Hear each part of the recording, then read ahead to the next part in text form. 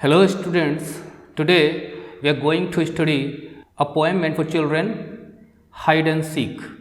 ये गेम आप लोगों ने ज़रूर खेला होगा कि जहाँ पर कोई छुपता है और बाकी सब उसे ढूंढने की कोशिश करते हैं। अगर नहीं ढूंढ पाते हैं तो he is declared as winner. तो इंटरेस्टिंग गेम है। So let's proceed in the poem and some figures are given here related to different games. आपको जो गेम अच्छा लगता है आप उसे पहचान लीजिए। और ये पोएम भी गेम पे ही बेस्ड है। मधुबन पब्लिकेशन की बुक में यूज़ कर रहा हूँ। मैं डायरेक्ट पोएम पर आता हूँ। Let's have some look on the poet. The poet is John Vernon Scannell, जिन्होंने ये पोएम लिखी है।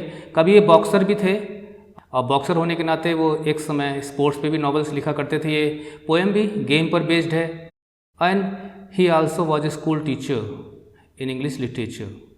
तो आइए पोएम पे डायरेक्ट चलते हैं विदाउट लूजिंग टाइम। पोएम के अंदर डीप मैसेज भी है। यहाँ पे एक बच्चा छुपता है और लोग उसे ढूंढते हैं और अंत में उसे ढूंढ नहीं पाते हैं। लेकिन इसका मैसेज क्या है वो हम लास्ट में डिस्कस करेंगे। और जब भी आप पोएम को पढ़िए, कोई भी लिटरेचर पढ़िए, तो आपके इमोशंस, आपकी फीलिंग्स बहुत ही ज़्यादा वाइब्रेंट होने चाहिए। और काफ़ी इमेजरी का भी काफ़ी ज़्यादा प्रयोग हुआ है। आप इमेजरी का मतलब जानते हैं कि पोएम को जैसे जैसे पढ़ोगे तो यहाँ पे जिन चीज़ों का जिक्र होगा तो आप उनको विजुलाइज करोगे। आपके दिमाग में वो फॉर्म होती चली जाएंगी, विजुलाइजेशन होगा उनका। तो इस तरह से आपको पोएम को आगे पढ़ना है। ये पोएम फ्री वर्ड्स में लिखी गई है, means you will not get any rhyme, any set of rhyme in this poem. So let's start the poem. The poet यानी स्कैनल, मिस्टर स्कैनल, यहाँ पर अपने चाइल्डहुड डेज़ को याद करते हैं। Recalls his childhood days and remembers when he used to play this hide and seek game. Hide and seek game में rule होता है कि जो छुपने वाला होता है वो जब छुप जाता है तो वहाँ से फिर या तो पूछता है ढूंढने वाले लोग कि हम आएँ, या वो वहाँ से आवाज़ करता है कि आओ अब मुझे ढूंढो। तो वहीं से पोएम शुरुआत होती है पोएम की। यू हू यानी वो साउंड करता है कौन? पोएट, जब वो छुप जाता है। आई एम रेडी, मैं छुप चुका हूँ, मैं रेडी हूँ। कम एंड फाइंड मी, आओ ज़रा मुझे ढूंढ के दिखाओ। तो यहाँ पर मैं कुछ वर्ड्स लिखता चलता हूँ कि अब ये चैलेंज दे रहा है उनको कि मुझे ढूंढ के आप दिखा के तो दिखाओ। और अगर वो उसे नहीं ढूंढ पाएंगे तो poet will be the winner. यानी अब यहाँ पर जो सर्चर्स हैं जो उसको ढूंढने की कोशिश करेंगे वो ढूंढेंगे, इसकी हाइडिंग प्लेस को पता लगाने की कोशिश करेंगे। अगर ढूंढ लेते हैं तो they will be the winner, अगर नहीं ढूंढ पाते हैं तो he will be the winner. So let's see कि वो विनर बन के निकलता है, जीतता है कि हारता है, या जीत कर भी वो हार जाता है। जस्ट माइंड माई वर्ड्स, जीत कर भी हार जाता है। तो वो हम देखेंगे अंत में। The sacks in the tool set, छुपा कहाँ है वो? द सैक्स मतलब जो बोरे होते हैं जो रखे हुए हैं यहाँ पर, आपको पोएम में दिखाई दे रहे हैं यहाँ पे। The sacks in the tool set smell like the sea side. तो टूल सेट में देखिए जहाँ पर हम गार्डन के जो डिफरेंट इम्प्लीमेंट्स होते हैं, टूल्स होते हैं, उनको रखते हैं। वो गार्डन में भी घर बना हो सकता है, किसी यार्ड में हो सकता है। उसके लिए हम इमेज ले लेते हैं। ये देखिए आप यहाँ पर एक टूल सेट बना हुआ है और ये गार्डन में ही है। और एक इमेज ले लेते हैं हम। देखिए तरह तरह के इसमें सामान रखे हुए हैं। और देखिए यहाँ पर ये देखिए ये गार्डन में ही बना हुआ है और ये भी एक सेट ही है। इसको मैं थोड़ा सा बड़ा कर देता हूँ आपके लिए। देखिए इसमें तरह तरह के सामान रखे हुए हैं जो यहाँ पर यूज़ होते हैं। ये देखिए छोटा सा यहाँ पर बना हुआ है एक शेड टाइप का। देखिए कुछ सामान यहाँ पे रखे हुए हैं। तो इस तरह से टूल सेट होता है और वो टूल सेट थोड़ा बड़ा रहा होगा जिसमें जाके वो छुप जाता है और ऐसी जगह छुपा जाता है जहाँ पर जो ढूंढने वाले उन्हें अंदाजा ना हो। स्मेल लाइक सी साइड। लेकिन वहाँ पे देखिए एक चैलेंज की और बात यहाँ पर हम करेंगे कि ढूंढने वालों के लिए तो चैलेंज है कि उसे ढूंढ के दिखाओ, और इसके लिए जो चैलेंज है वो ये है कि वो ऐसी जगह छुपा है जो उसे मतलब कंफर्टेबल फील नहीं हो रही, वहाँ पे स्मेल आ रही है सी साइड की। तो जैसे समुद्र के किनारे समुद्र का पानी जो होता है ना वो साल्टी होता है, खारा होता है। तो एक स्मेल वहाँ पे बनी रहती है, वहाँ पे जो भी वेजिटेशन होता है वहाँ से स्मेल आती रहती है उसमें से। तो उसको सी साइड फील हो रहा है, जैसे कि समुद्र के किनारे हो, जबकि वो है नहीं वास्तव में, टूल सेट में छुपा हुआ है। तो टूल सेट में एक अजीब टाइप की महक है और ये महक होती है जब मॉइस्चर होता है वहाँ पे। थोड़ा सा वहाँ का जो एटमॉस्फेयर होता है वो थोड़ा सा नम होता है, ड्राई नहीं होता। टूल शेड में उसे सी साइड की बू आ रही है। You make yourself little in the salty dark. Oh, तो इसका मतलब ये है कि जो टूल शेड में जो सामान रखा हुआ है तो वहाँ पे जो मॉइस्चर है वो साल्टी फील हो रहा है। अच्छा, डार्क का मतलब अंधेरा है, तो इसका मतलब टूल शेड के अंदर थोड़ा डार्कनेस है, प्रॉपर लाइट नहीं आ रही है। You make yourself little in the salty dark, तो अपने आप को उसमें छुपा के आपको रखना है। आप अपने पूरी साइज को यूज़ करके नहीं, बैठ कर थोड़ा सा छोटा होकर आपको बैठना है। Close your eyes tight and hope your feet are not swing.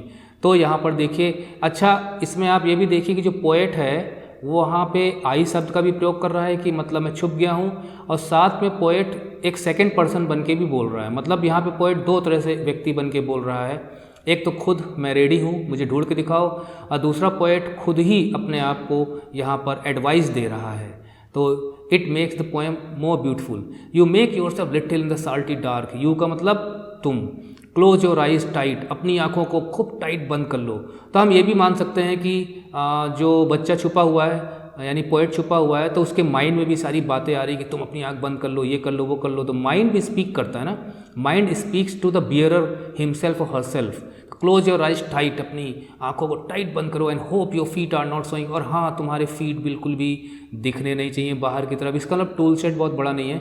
Better not risk another call, तो इतनी वार्निंग देने के बाद कि एकदम थोड़ा छोटे होकर बैठ जाओ और आंखें बंद करके रखो, और फीट भी तुम्हारे बाहर नहीं दिखाई देने चाहिए। But not risk another call, और हाँ एक बार यूहू बोल चुके हो ना, दोबारा मत बोलना, नहीं तो हो सकता है वो समझ जाएंगे कहाँ छुपे हुए हो। Better not risk another call, they might be close, हो सकता है वो नज़दीकी हो, तुम्हें ढूंढते ढूंढते पहुँच रहे हो, बिल्कुल आवाज़ नहीं करना है।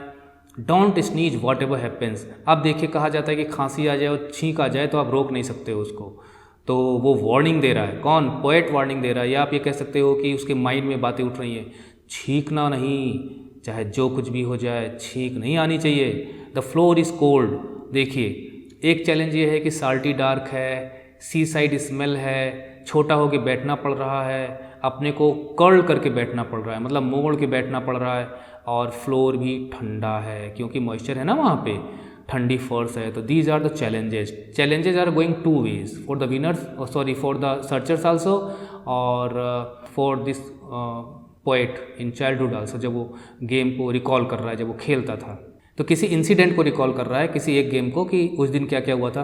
The floor is cold, they are probably searching the bushes near the swing, अब वो ढूंढ रहा है क्योंकि बैठे हैं तो क्या कर रहे होंगे, अब हमें दिखाई तो दे नहीं रहा जो हमें ढूंढने वाले हैं, तो प्रोबेबली सर्चिंग, शायद वो ढूंढ रहे होंगे, झाड़ियों में ढूंढ रहे होंगे, और स्विंग हो सकता है कि गार्डन में कहीं झूला वूला हो तो उसके आसपास ढूंढ रहे होंगे। व्हाट्स दैट, क्वेश्चन है ये क्या है।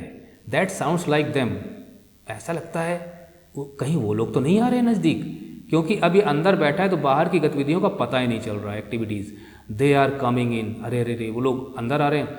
तो वास्तव में जो छुपता है उसे डर लगा रहता है कहीं आने वाले तो नहीं है, कहीं आने वाले तो नहीं है, आ तो नहीं जाएंगे।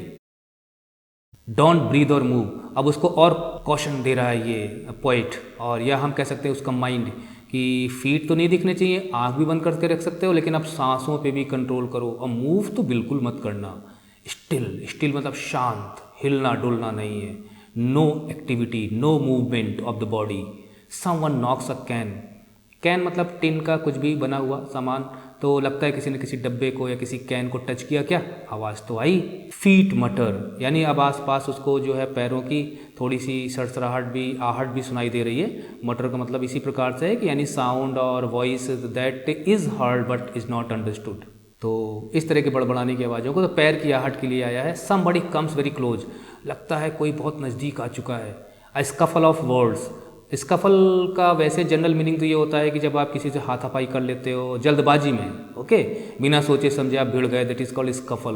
लेकिन वर्ड्स के स्कफलिंग का मतलब ये है कि वो आपस में कुछ खुचर पुचर बातचीत कर रहे हैं, कोई कुछ कह रहा है, कोई कुछ कह रहा है, तो स्कफल ऑफ वर्ड्स। देखिए यहाँ पे मीनिंग भी दिया गया है कि an indistinct exchange of words, मतलब जो क्लियर ना हो, that is indistinct exchange of words. तो वो लोग बातें कर रहे हैं पर समझ में नहीं आ रहा क्या बात कर रहे हैं।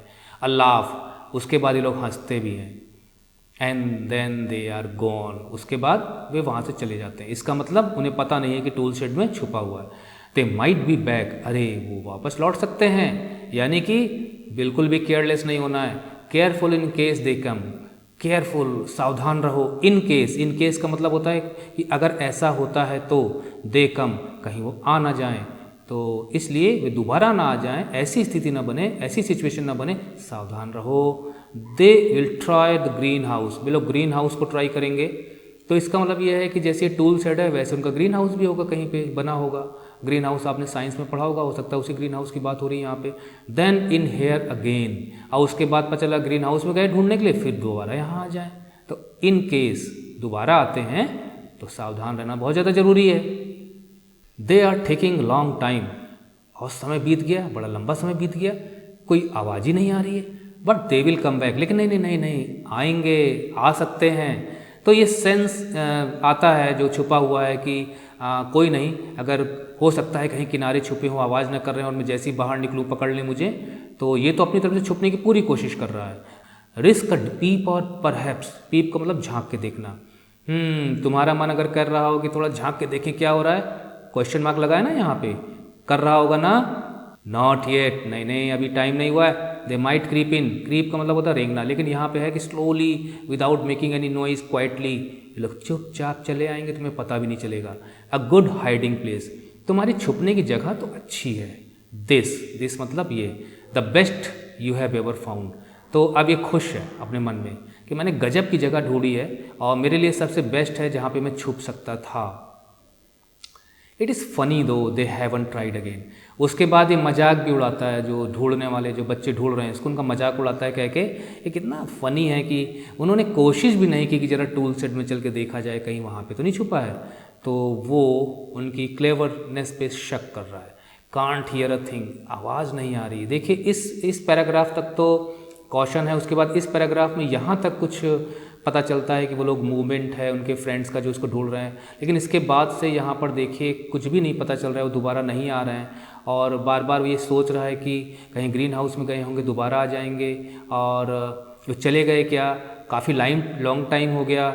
और उसके बाद फिर यहाँ पे वो कहता है कि कुछ सुनाई नहीं दे रहा। तो इसका मतलब ये है कि वो शायद बच्चे वहाँ से चले गए हैं।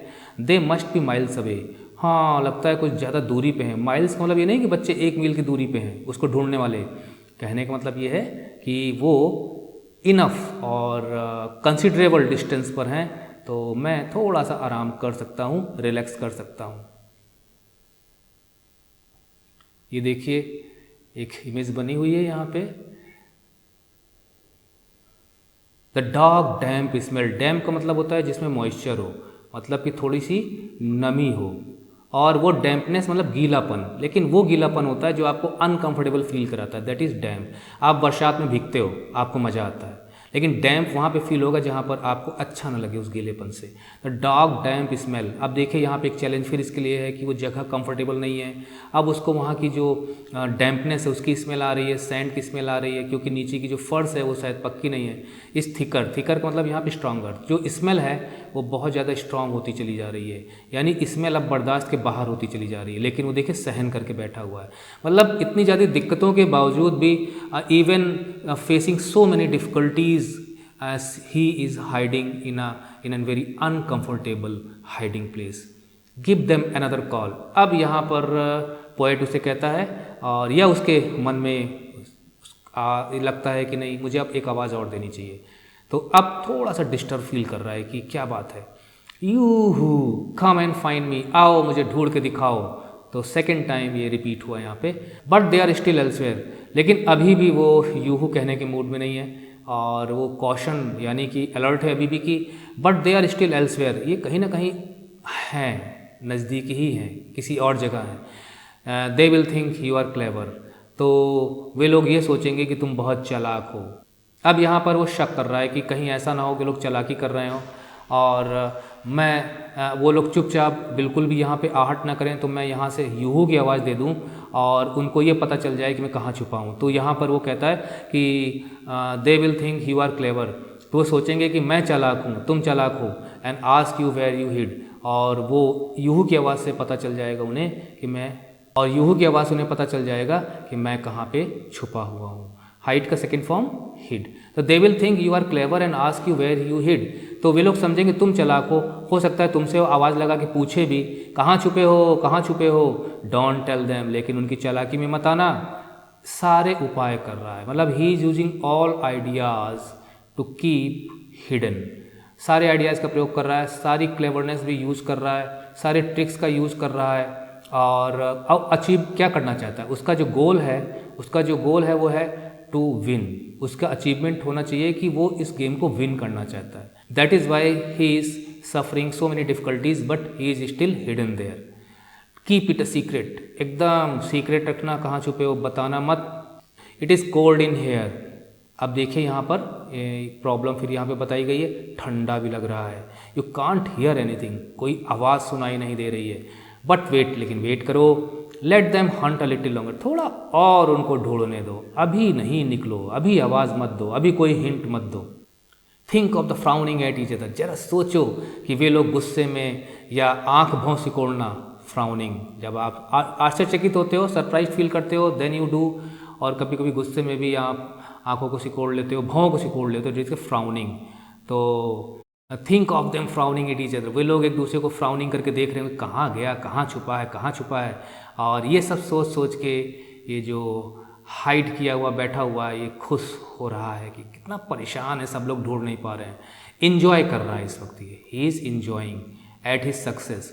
वेयर कैन ही बी, कहाँ होगा। ही का मतलब ये जो छुपा हुआ है बच्चा, पोएट बचपन में। We have looked all over, हर जगह तो हमने तलाश लिया, लेकिन जब हम पूरी कोशिशें कर चुके होते हैं तो हम बाद में हार मान लेते हैं, वी गिव अप, और हम फिर वहाँ से चले जाते हैं। ये भी आपको याद रखना है। Something tickles on your nose, तुम्हारी नाक पर कुछ टिकलिंग हो रही है। देखिए टिकल का मतलब होता है कि आपकी बॉडी के वो पार्ट्स जहाँ पर थोड़ी सी भी उंगली लगाने से आपको गुदगुदी सी महसूस होती है, टिकलिंग, तो उसकी नाक पर हल्की सी खुजली सी महसूस होती है और वो वहाँ हाथ लगा के टच करना चाहता है। योर लेग्स आर स्टिफ, तुम्हारे पैर कड़े हो गए हैं। तो देखिए कितनी प्रॉब्लम को फेस कर रहा है। Just a little longer and then creep out, अच्छा थोड़ा सा और इंतजार कर लो, मतलब it is too much now. वो बार बार उसको थोड़ा सा और, तो टाइम पे टाइम लगा रहा है और वहाँ पे वो लोग कहीं नज़र नहीं आ रहे हैं। एंड तो थोड़ा सा और टाइम लगाओ, फिर तुम बाहर निकलना। They are not coming back, वे लोग लगता है वापस नहीं आ रहे हैं। You have trick them properly, अब खुश हो गया, हाँ तुमने खूब ट्रिक का इस्तेमाल किया। तुमने ट्रिक प्रॉपरली मतलब जो तुमने कोशिश की कि मैं छुपा रहूँ, उन्हें पता न लगूँ, तो वो ट्रिक तुम्हारी कामयाब हो गई है। ट्रिक का मतलब यहाँ पे उसका हाइडिंग प्लेस और वो कैसे कंट्रोल करके रखता है, all these things. All right, अब ठीक है सब कुछ। पुश ऑफ द सैक्स, अब बोरों को थोड़ा यहाँ वहाँ आप खसकाओ, दैट इज़ बेटर, तो अच्छा फील करोगे। Good to be rid of that unpleasant spell, good to be rid of का मतलब होता है कि अब छुटकारा पाने का समय आ गया है। अनप्लीजेंट, वो जो खराब सी स्मेल आ रही थी जिसमें तुम अभी तक फंसे हुए थे, अब उससे दूर होने का वक्त आ गया है। बोरों को यहाँ वहाँ खसकाने का वक्त आ गया है, मतलब उनको छोड़ने का टाइम आ गया है। अब तुमको बाहर निकलना है, अब तुम अच्छा फील करोगे। Out of the set, set से निकलने का भी टाइम आ गया। देखिए सेक्स का इस्तेमाल और यहाँ पे अनप्लीजेंट स्मेल का इस्तेमाल, सेट का इस्तेमाल, अब तीनों को छोड़ने का समय आ गया है। हे हेयर आई एम, तो अब वो बाहर निकल के चिल्लाता है, हे कहाँ हो तुम लोग, ये मैं यहाँ हूँ, नहीं ढूंढ पाए तुम लोग। आई एम हेयर, यहाँ आओ, यहाँ हूँ मैं, तुम लोग नहीं ढूंढ पाए। I have one the game, मैं जीत गया, मैं जीत गया। यू कुडंट फाइंड मी, मुझे पता ही नहीं लगा पाए मैं कहाँ छुपा हुआ था। You couldn't find me, I have won the game. The darkening garden watches, nothing stirs. मैं पहले नथिंग स्टर्स बता देता हूँ। कोई हलचल नहीं हुई, कोई मूवमेंट नहीं हुआ, कोई रिएक्शन शो नहीं हुआ, चारों तरफ क्वाइटनेस है। डार्कनिंग गार्डन वॉचेस, जो गार्डन है अंधेरा हल्का हल्का हो चुका है। वॉच का देखना, तो सिर्फ गार्डन वॉच कर रहा है। हालांकि यहाँ पे पोएटिक डिवाइस यूज हुआ है जो मैं बाद में बताऊंगा आपको। तो यहाँ पे डार्कनिंग गार्डन यानी कि गार्डन खाली वॉच कर रहा है। जैसे वो बाहर निकला तो सामने क्या दिखाई दे रहा है, गार्डन दिखाई दे रहा है, बुशेस दिखाई दे रही होंगी, वही नज़र आ रही है। तो इसलिए गार्डन वॉच नहीं करता, गार्डन तो निर्जीव चीज़ है लेकिन वो वॉच नहीं करता। लेकिन यहाँ पे पोएम ने एक डिवाइस का यूज़ किया है कि गार्डन वॉच कर रहा है, देख रहा है, कहीं हलचल नहीं हो रही है, तो वो गार्डन के सामने है, गार्डन उसके सामने है, कोई लड़का वहाँ नज़र नहीं आ रहा। The bushes hold their breath, और जो झाड़ियाँ हैं उन्होंने सांसों को रोका हुआ है। अब झाड़ियाँ सांस कहाँ लेती हैं, मैं यहाँ बता ही देता हूँ आपको कि गार्डन यहाँ पे वॉच कर रहा है। तो आपने एक पोएटिक डिवाइस पढ़ा होगा, पर्सोनिफिकेशन, जहाँ पे हम जो नॉन लिविंग थिंग्स होती हैं उनको हम लिविंग बना के पेश करते हैं। तो आदमी वॉच करता है, मतलब जो लिविंग बींग्स होते हैं वो देखते हैं, उनकी आंखें होती हैं, गार्डन की आंखें नहीं होती। तो यहाँ पे उन्होंने गार्डन को पर्सोनिफाई कर दिया, तो यहाँ पे पर्सोनिफिकेशन का यूज हुआ है। इसके अलावा झाड़ियाँ क्या अपनी सांस रोकेंगी, झाड़ियाँ सांस थोड़ी लेती हैं। हम लोग सांस लेते हैं, ह्यूमन बींग सांस लेते हैं, ऑर्गेनिज्म सांस लेते हैं, लिविंग बींग सांस लेते हैं। तो यहाँ पर उन्होंने बुशेस को भी एक प्रकार से व्यक्ति के रूप में पेश किया, पर्सन के रूप में पेश किया है, इसलिए यहाँ पे भी पर्सोनिफिकेशन का यूज हुआ है। लेकिन यहाँ पर होल्ड देयर ब्रेथ का मतलब ये है कि हवा बिल्कुल चल नहीं रही है, चारों तरफ शांति है, no movement of leaves, air is cold, हवा में ठंडक है। अब देखिए यहाँ पर इन लाइनों को पढ़ते वक्त एकदम क्वाइटनेस आ गई है, मतलब ऐसा लगता है जैसे कहीं पे कोई आवाज़ हो ही नहीं रही है। यस, हाँ, हेयर यू आर, हाँ, जैसे तुम कह रहे थे कि मैं यहाँ हूँ, मैं यहाँ हूँ, हो तुम यहाँ पे। आप देखिए यहाँ पर पोएट एक प्रकार से यहाँ पर आयरोनिकल स्टेटमेंट मार रहा है, यहाँ पे व्यंग कर रहा है कि हाँ निकल तो आए, हो तुम यहाँ पर, but where are they who sought you. Sought मतलब जो तुमको ढूंढ रहे थे, सीक का पास्ट टेंस शॉट, वो कहाँ हैं जो तुम्हें तलाश कर रहे थे, ढूंढ रहे थे, वो तो है ही नहीं है, गेम से बाहर हो चुके हैं। और उस विन का क्या मतलब, जिसमें आप एक प्रकार से आपके अपोनेंट्स वहाँ हो ही ना हो, आपकी जीत का जश्न मनाने के लिए कोई ना हो वहाँ पे, तो आप क्या जीते। जीतना तब होता है जब आपका अपोनेंट भी आपके साथ में हो, आपने उसे हराया हो। तो एक प्रकार से यहाँ पर ये विन, जीतने के बाद भी he is a loser because he is not able to enjoy his win, because वो शांत खड़ा है, देख रहा है कहीं तो कोई है ही नहीं है, खुश नहीं है। अब उसकी खुशी पूरी गायब हो चुकी है जीतने के बाद भी। तो यहीं पे ये पोएम ख़त्म होती है। और इस पोएम का अगर हम मैसेज तलाशने की कोशिश करें और इसकी थीम तलाशने की कोशिश करें तो हम ये कह सकते हैं कि इस पोएम की जो मेजर थीम्स हैं जो हम यहाँ से निकाल सकते हैं वो ये हैं कि लाइफ में, हालांकि है तो ये गेम, लेकिन इस गेम से जो हमें सीख मिलती हुई मिलती है कि हमें लाइफ में डिफ़िकल्टीज़ मिलती हैं, हमें चैलेंजेस मिलते हैं और हम उनको फेस करते हैं और फेस करने के बाद कुछ अचीव करने की कोशिश करते हैं और जब वो अचीवमेंट हमारा मिलता है तो हमें सक्सेस मिलती है। लेकिन we should grab the opportunity in time. जो भी मौके हमको मिलते हैं, जो भी अवसर हमको मिलते हैं, अपने को प्रूफ करने का समय मिलता है, कुछ पाने का अपॉर्चुनिटी हमारे पास होती है तो हमें उसे राइट टाइम पे ग्रैब करना चाहिए। अगर ये बच्चा कुछ पहले निकल आया होता तो शायद वहाँ पे वो लोग होते, अब वो लोग कहते ओ तो तुम यहाँ छिपे थे, तो उसकी जीत की एक खुशी उसको महसूस होती। तो यहाँ पर उसने टाइम ज़्यादा लगा दिया, यानी कि आपको जिस टाइम आपकी ज़रूरत हो आपको उसी समय उपस्थित होना चाहिए।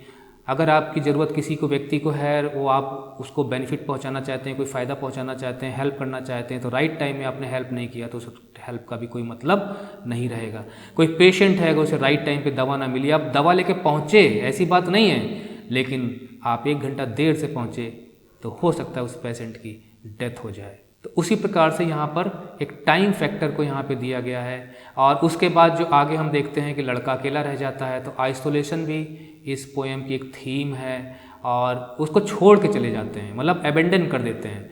तो ये भी एक थीम है इस पोएम की।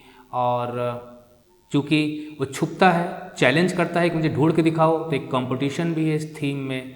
बहुत कुछ चीज़ें हैं जो हमारे पूरे जीवन से जुड़ी हुई हैं। ये गेम हमारे लाइफ के गेम को दिखाता है कि हमें लाइफ में अगर हम थोड़ा सा इंग्लिश में कहें तो हम ये कह सकते हैं कि in this poem the poet wants that audience should know the importance as to grab every opportunity in life in time rather than wait too long and have them go away. In the poem, when the child waits too long to uncover himself, he was too late because his friends had already gone. If he would have done sooner or he had uncovered himself sooner, he might have won the game. In the same way, if you wait too long to grab an opportunity, to seize an opportunity, you just might miss it out altogether. तो अगर आपको किसी को wait भी कराना है तो उतना ही कराइए कि आप जाएं तो आपको मिल जाए। यानी इनकार और इकरार में ज़्यादा फ़र्क, ज़्यादा अंतर नहीं होना चाहिए। अगर आपको कोई चीज़ एक्सेप्ट करनी है लेकिन आप थोड़ा सा नखरा करके एक्सेप्ट करना चाहते हैं तो उतना ही आप देर लगाइए एक्सेप्ट करने में, जब तक कि सामने वाला आपके नखरे सहन करने के लिए रेडी हो। एक इंगेजमेंट लोगों से बना रहना चाहिए। अगर आपको लोग छोड़ के चले जाएंगे तो आप आइसोलेट फील करोगे और फिर कितना भी अचीवमेंट आपका हो उसका कोई भी मतलब नहीं होगा। Achievement means when you are in fight, when you are struggling. Achievement does not mean when all have left you. तो ये पोएम यहीं पे ख़त्म होती है and I think you would have enjoyed the poem also. Write in the comment how did you feel after going through this poem. So I ending the video. Thank you for watching.